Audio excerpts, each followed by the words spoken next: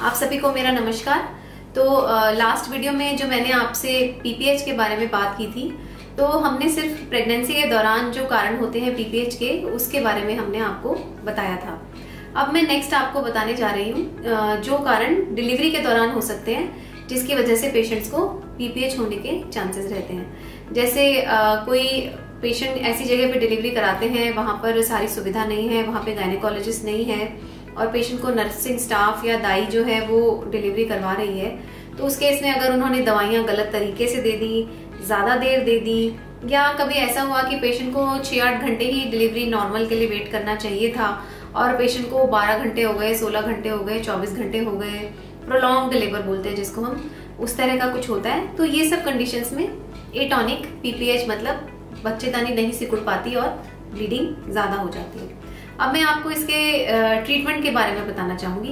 Blood transfusion तो है ही इसका ट्रीटमेंट, और दूसरा इसमें ये एक टीम वर्क होता है, एक आदमी इसको नहीं मैनेज कर सकता। इसके अंदर आपको बेहोशी के डॉक्टर और गायनेकोलॉजिस्ट और सर्जन, इन सब की जरूरत पड़ सकती है। तो generally at a good centre जहाँ पे कॉम्पिटेंट गायनेकोलॉजिस्ट होंगे जो ये सब चीजें संभाल पाते हैं, तो वहां पर पेशेंट को पीपीएच मैनेज करने में ज्यादा दिक्कत नहीं आती है। बहुत सारे ऐसे ड्रग्स आते हैं आजकल जिनसे पीपीएच कंट्रोल हो जाता है, तो अगर हमारे पास कभी कोई पीपीएच होता है तो 80% केसेस में तो वो दवाइयों से कंट्रोल हो जाता है। दूसरा, फिर कुछ ऐसे स्टिचेस आते हैं जिससे कि हम गर्भाशय की बच्चेदानी की ब्लड सप्लाई जो है उसको रोक देते हैं, उससे हम इस ब्लीडिंग को कंट्रोल कर पाते हैं। तीसरा, हम कभी कभी गर्भाशय के अंदर जहां से ब्लीडिंग हो रही है उसको दबा देते हैं, अपने हाथ से दबा देते हैं, या कभी इंट्रायूट्राइन पैकिंग करके दबा देते हैं। और एक अलग तरह का स्टिच भी आता है जिसको बीलिंच बोलते हैं, जो हम लगा देते हैं पीपीएच को ठीक करने के लिए। उसके अलावा बलून टैम्पोनेट होता है जिसके अंदर हम या तो हम पेशेंट को इंट्रायूट्राइन पैकिंग करें या फिर हम बलून डाल के जहां जहां से ब्लीडिंग हो रही है उसको हम बंद कर दें। जनरली एक बार अगर पेशेंट की ब्लीडिंग कंट्रोल हो जाती है तो उसके बाद दोबारा जनरली 99.99% पेशेंट्स को ब्लीडिंग का इश्यू नहीं आता। तो इसलिए अगर हम within 2 hours if we are able to control the bleeding of the patient, then we are sure that the patient is all right. So that is the kind of confidence we have when we are dealing with postpartum hemorrhage.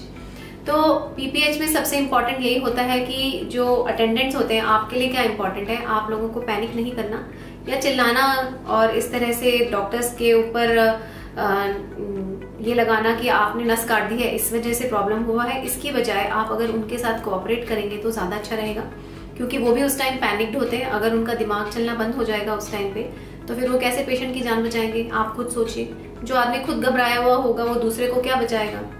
अब ये तो हो गई atonic PPH की बात। दूसरा आता है ट्रॉमेटिक पीपीएच। गर्भाशय का मुंह फट गया, गर्भाशय फट गया, नीचे से महावारी का रास्ता फट गया, तो ऐसे केसेस के अंदर इम्पोर्टेंट यही है कि हम ब्लड अरेंज कर लें और जहां से भी ब्लीडिंग हो रही है वहां पे ब्लीडिंग कंट्रोल कर लें और जो टियर हो गया पोर्शन वो स्टिच कर दें।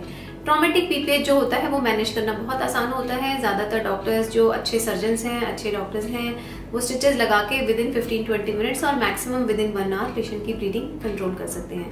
अब क्या पीपीएच नॉर्मल डिलीवरी में ज्यादा होता है कि सिजेरियन में ज्यादा होता है? ऐसा कुछ नहीं है कि नॉर्मल हो रही है तो ज्यादा होगा या सिजेरियन हो रहा है तो ज्यादा होगा। ये जरूर है कि सिजेरियन डिलीवरी अगर होती है तो नॉर्मल डिलीवरी के कंपैरिजन में सिजेरियन में 200-300 ml ब्लीडिंग थोड़ी ज्यादा होती है, पर लेकिन इंसिडेंस दोनों में बराबर है। नॉर्मल डिलीवरी में भी उतने ही केसेस आते हैं और सिजेरियन सेक्शन में भी उतने ही केसेस आते हैं। तो पीपीएच वर्ड सुनकर ऐसे घबराने की जरूरत नहीं है। अगर आप सही जगह पे हैं, सही डॉक्टर के पास हैं और आपकी खुद की condition, health condition, nutritional condition अच्छी है, तो आप बच ही जाएंगे, 100% बच ही जाएंगे। तो पीपीएच वर्ड से ऐसे घबराने की जरूरत नहीं, क्योंकि अब ये हाउस होल्ड वर्ड बन गया है PPH. After Archana this is a house hold word PPH. सबको पता है पीपीएच क्या होता है, पर इसमें कोई घबराने की जरूरत नहीं है। Be cooperative, arrange for blood and your patient will be saved. Thank you.